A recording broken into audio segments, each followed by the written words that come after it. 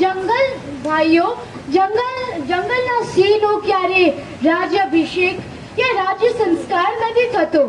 તે તો પોતાની શક્તિ, પરાક્રમો અને પ્રભુત્વથી જ પોતે રાજા બની જાય છે. એવી જ રીતે આપણા બાબા સાહેબે પણ પોતાની યોગ્યતા, લાયકાતથી બંધારણ સમિતિનું પ્રમુખ પદ પ્રાપ્ત કર્યો હતો. જે વ્યક્તિ પોતાની આવડતથી, મહેનતથી અને કેપેબિલિટીથી આપણા રાષ્ટ્રનું નિર્માણ કરે છે, એ વ્યક્તિ તો રાજાનો પણ રાજો કહેવાય છે.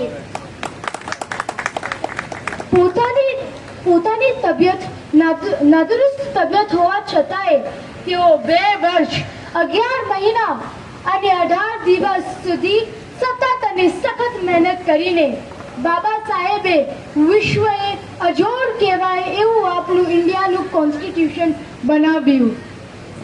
અને લાખો સ્ત્રીઓ અને ભારતીયોનું ભાગ્ય બદલી દીધું.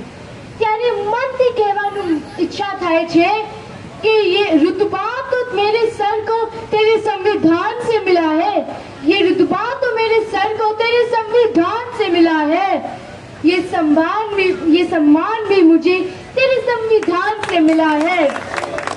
औरों को जो मिला वो मुकद्दर से मिला होगा, औरों को जो मिला वो मुकद्दर से मिला होगा. हमें तो मुकद्दर भी तेरे संविधान से मिला है.